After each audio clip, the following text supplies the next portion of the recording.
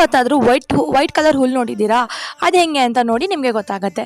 ನಾವಿವತ್ತು ಬಂದಿರೋ secret place ಬಂದು ಕಬ್ಬೂರ್ಗುಡ್ಡ. ಇಲ್ಲಿ ಜಾತ್ರೆ ಕೂಡ ನಡೆಯುತ್ತೆ.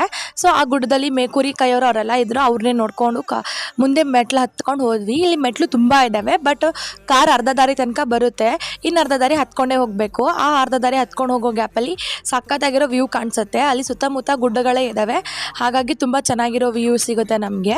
ಹಾಗೆ ಇಲ್ಲಿ ಗುಬ್ಬಚ್ಚಿ ಗೂಡು ಕಟ್ತಾ ಇತ್ತು, ಅದನ್ನೇ ನಾವೆಲ್ಲರೂ ತುಂಬ ಸೈಲೆಂಟಾಗಿದ್ದು ನೋಡ್ತಾ ಇದ್ವಿ. ಅಷ್ಟು ಗಾಳಿ ಬಂದರೂ ಆ ಗೂಡೆಷ್ಟು ಸ್ಟ್ರಾಂಗ್ ಆಗಿದೆಯಲ್ಲ ಅಂತ ಅಂದ್ಬಿಟ್ಟು ನಮ್ಮ ಮನೇಲಿ ನಾವು ನಮ್ಮಮ್ಮ ಎಲ್ಲ ಮಾತಾಡ್ಕೊತಾ ಇದ್ವಿ.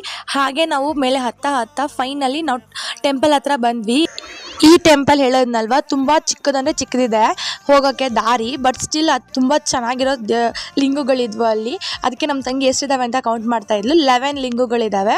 ಸೊ ಅವಕ್ಕೆಲ್ಲಕ್ಕೂ ನಮಸ್ಕಾರ ಮಾಡಿಕೊಂಡು ನಾವು ಹೊರಗಡೆ ಬರ್ತಾಯಿದ್ವಿ. ಒಳಗಡೆ ಎಷ್ಟು ಶಕೆ ಇದೆ ಅಂತ ನೀವೇ ನೋಡ್ಬೋದು. ಇಷ್ಟು ಪುಟಾಣಿ ಬಾಗಿಲಿಂದ ಒಳಗಡೆ ಹೋಗಬೇಕು ಎಲ್ಲರೂ. ನನಗೇನು ಶಾಕ್ ಅಂದರೆ, ಜಾತ್ರೆ ನಡೆಯೋ ಟೈಮಲ್ಲಿ ಇಷ್ಟು ಚಿಕ್ಕ ಬಾಗಿಲಲ್ಲಿ ಎಷ್ಟು ಜನ ಹೋಗ್ತಾರೆ ಒಳಗಡೆ ಅನ್ನೋದೇ ನಂಗೆ ಡೌಟು.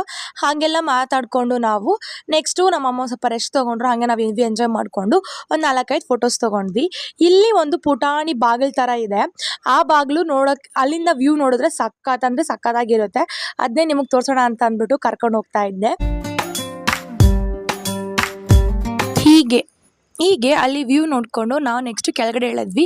ಕೆಳಗಡೆ ಮೇಲೆ ಹೊಟ್ಟೆ ತುಂಬ ಹಸ್ತಿತ್ತು ಅಂದ್ಬಿಟ್ಟು ನಮ್ಮ ಅಜ್ಜಿ ಮಾಡಿಕೊಟ್ಟಿರೋ ಚಿತ್ರಾನ್ನ ಅಲ್ಲೇ ವ್ಯೂ ಎಂಜಾಯ್ ಮಾಡ್ಕೊಂಡು ತಿಂದ್ವಿ. ನಾವೆಲ್ಲ ಎಲೆಗಳು ತಿಂದಿದ್ರಿಂದ ಏನೂ ಇರಲಿಲ್ಲ. ನಾನು ಹೇಳಿದ್ವಿ ವೈಟ್ ಕಲರ್ ಹೂವು ಇಲ್ಲೇ ಹುಲ್ಲು ನನಗೆ ಇಲ್ಲೇ ಕಾಣಿಸಿದ್ದು. ಇಲ್ಲಿ ತುಂಬ ವೈಟ್ ಹುಲ್ಲು ಥರ ಇತ್ತು.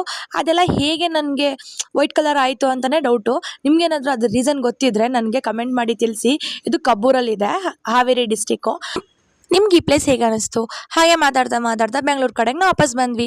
Thank you everyone for watching this video.